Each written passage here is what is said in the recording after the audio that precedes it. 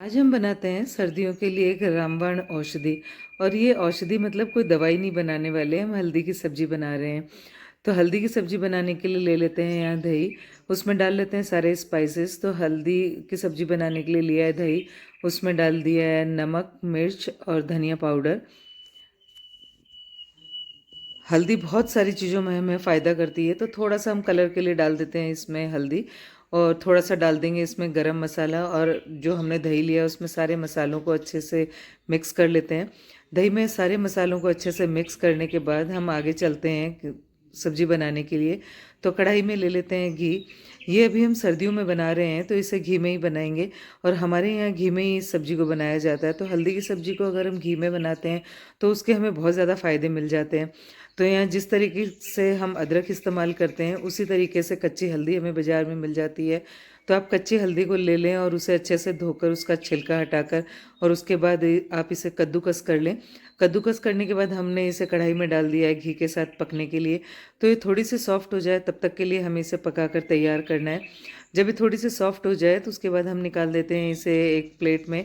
अब वापस से उसी कढ़ाई में डालते हैं घी, और उसमें डाल लेंगे जीरा और हींग। उसके बाद हम इसको तड़कने देंगे जीरे को।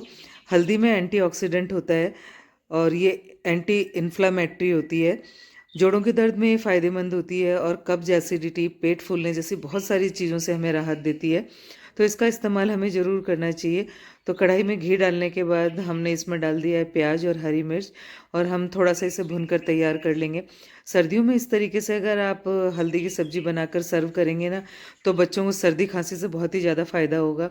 बच्चों को ही नहीं, मैं तो ये कहती हूँ कि सभी लोगों को सर्दी में इस तरीके से कच्ची हल्दी की सब्ज़ी खानी चाहिए।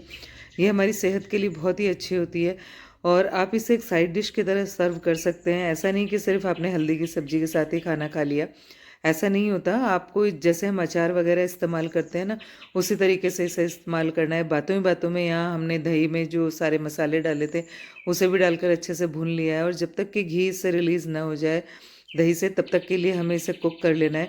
दही आप बहुत ज़्यादा खट्टा न लें, जो रेगुलरली हम दही इस्तेमाल करते हैं वही लेना है हमें। और जो हल्दी हमने पहले पका कर रखी थी ना, उस हल्दी को यहाँ पर इसमें ऐड कर देंगे। अब इसमें डाल लेते हैं हरे मटर, क्योंकि ये सारी चीज़ें सर्दियों में बहुत ही फ़ायदेमंद होती हैं।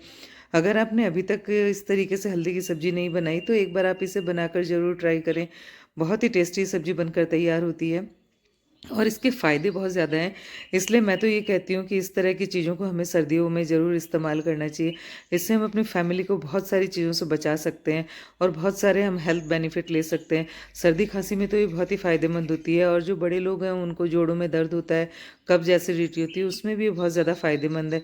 तो यहाँ अच्छे से मटर अपने पक चुके हैं, और जो हमने दही इस्तेमाल किया था उससे भी घी रिलीज़ हो चुका है। तो सब्ज़ी अपनी पूरी तरीके से बनकर तैयार हो चुकी है। चलिए इसे सर्व कर लेते हैं। तो यहाँ मैंने एक छोटी-सी कढ़ाई ले ली है, उसमें इस हल्दी की सब्ज़ी को सर्व कर लेते हैं। आप हल्दी की सब्ज़ी को बनाकर काफ़ी दिनों तक इस्तेमाल कर सकते हैं। आप इसे फ्रिज में रख दें बनाकर। उसके बाद जब भी आपको इसे इस्तेमाल करना हो तो आप इसे थोड़ा-सा गरम करें, क्योंकि हमने घी का इस्तेमाल किया है। तो आप इसे बनाएँ एंड एन्जॉय।